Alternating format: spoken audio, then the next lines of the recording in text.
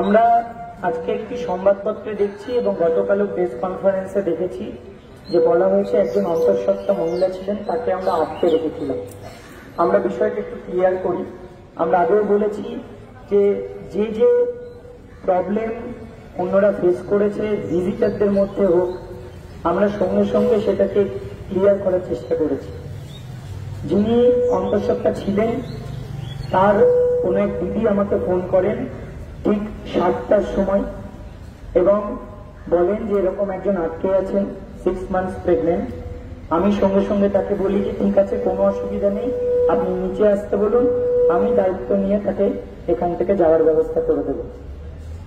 সঙ্গে সঙ্গে 7টা 8-এর সময় উনি আমাকে প্রেসক্রিপশন পাঠান, এটা ওনার দিদির নম্বর। প্রেসক্রিপশনগুলো পাঠান। আমি এই প্রেসক্রিপশন দেখার পরে ওনার নাম্বার দেন, ফোন নাম্বার দেন, ছবি দিতে বলি। ফোন নাম্বারটাও পাঠান আর ছবিটাও দিতে বলি যে যে কেউ তো চলে যেতে পারে, আপনি ছবিটা দিন আর ফোন নাম্বারটা দিন। কন্ট্যাক্ট করি। কন্ট্যাক্ট করার পরে আমার কাছে কল রেকর্ড আছে, চাইলে আমি শোনাতে পারি আপনারা যদি মনে করেন। উনি কি যেতে চাইছেন না? না না, উনি তো গেছিলেন, কিন্তু ওখানে গিয়ে আবার ওদেরকে ভিতরে ঢুকিয়ে দেওয়া হয়েছে, বলেছে এখন নাকি টিয়ার গ্যাস ছাড়বে, এই সমস্ত ঝামেলা হবে। তো আবার হ্যাঁ, ওই টিয়ার গ্যাস ছাড়বে নাকি,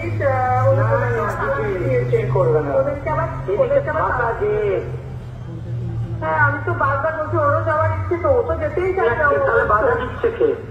তো ওখানে ওখানে ওখানে আটকে দিয়েছে নাকি বললো, আবার তালা দিয়ে দিয়েছে, ওই র্যাম্প নেমেছে নাকি বললো। যাই হোক, এটা একটা। আমি আর একটা আপনাদের শোনাচ্ছি, আমি আবার একটা শোনাচ্ছি আপনাদের যে ঠিক 7টা 59 যার কথা বলা হচ্ছে তাকে আমি ফোন করেছিলাম। তিনি কি বলেছেন একবার শুনবেন, আমি তার সাথে কথোপকথন। হ্যালো, বলছি আমি তো নিচে দাঁড়িয়ে আছি, আপনি আসুন। আমি তো নিচে নেমে আবার উপরে উঠে এলাম, ওই গেটের ঝামেলা দেখে। মেন গেটে যেতে বলিনি, পিছনে গেটে? হ্যাঁ, বিকাশ ভবনের 3 নম্বর গেট, পেছনের গেটে, সাউথ গেটে। ও পিছনের গেট? হ্যাঁ, বিকাশ ভবনের পেছনের গেট, যেটা 3 নম্বর বড় গেটের দিকে। আচ্ছা আচ্ছা, হ্যাঁ হ্যাঁ, আচ্ছা জ্বালা দিয়ে রেখেছে। হ্যালো, আমি ফোন করছি আপনাকে। হ্যাঁ,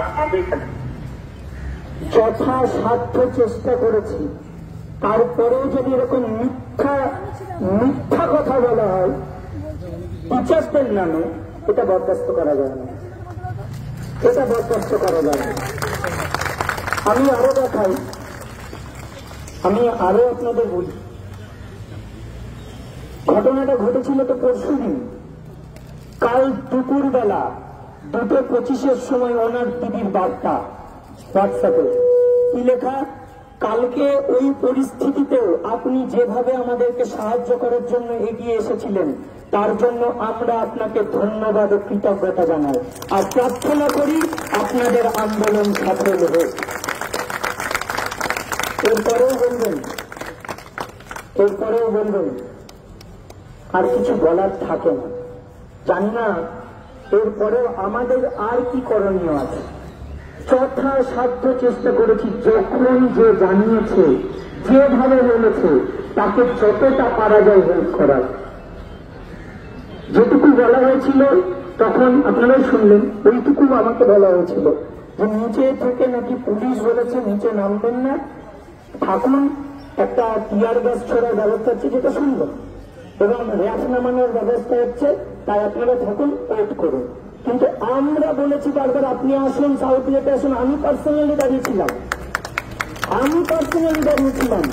আর ওনারা আজকে সকালেও আমার কথা হয়েছে, এই কথাটা বলেছি যে সংবাদ মাধ্যমে সংবাদপত্রে এরকম দেখাচ্ছে। ওনারা বললাম তা তো জানি না, কিন্তু চিন্ময়রা আমরা বলতে পারি আপনি যথেষ্ট চেষ্টা করেছেন এবং এটা যিনি অন্তঃসত্ত্বা ছিলেন তিনিও দিদিকে বলেছেন যে চিন্ময়রাকে একবার ধন্যবাদ জানিয়ে। আমি তো সেটাই করলাম, আমি ক্লিয়ারিফাই করলাম উইথ প্রুফ। এরপরেও আর কিছু বলার থাকে বলে আমার মনে হয় না। দেখুন, উনি তো কোনো কাজেই এসেছিলেন, আমরা ঘোরাও করেছিলাম, যে কেউ আটকে থাকতে পারে, কিন্তু যখনই জেনেছি তৎক্ষণাৎ সময় নষ্ট না করে কখন প্রথম কল করেছে আর আমি কখন ব্যবস্থা নিয়েছি সময় দেখবেন মিনিটের মধ্যে। তাহলে এরপরে আর কিছু বলার থাকে বলে আমার মনে হয় না। আর কি করতে পারি বলে? একে তো আমরা রাস্তায় পচে গেলে মরছি, আর এরা মিথ্যা কথা বলে আমাদের বিরুদ্ধে এত এত অপপ্রচার করছে। আমরা শিক্ষক শিক্ষিকা শিক্ষাকর্মীরা কোনো মতেই অমানবিক নই যে এগুলো করব। আপনাদেরকে দিতে চাই, উনি মানে ম্যাডাম যিনি অন্তঃসত্ত্বা ছিলেন, উনি যে জায়গাটাতে ছিলেন বিকাশ ভবনের মতো পিছন গেট, সেই গেটে আমি নিজে ছিলাম। সেই গেটে তালা বা চাবি আমরা নিজে মেরেছি, আমি নিজে হাতে লাগিয়েছি। তো যখন ম্যাডাম চিন্ময়দাকে ফোন করেন, তো সেই মুহূর্তে ওই ম্যাডামের ফোন নাম্বার আমরা নিজে নিই, ম্যাডামকে ফোন করেছি যে ম্যাডাম আপনি নিচে নেমে আসুন, আমরা এই গেটে আছি, আপনাকে বের করে মেন গেট অব্দি পৌঁছে দেবো। অ্যাম্বুলেন্স দাঁড় করে রাখা হয়েছে বাইরে আপনার জন্য, আপনি বেরিয়ে আসুন।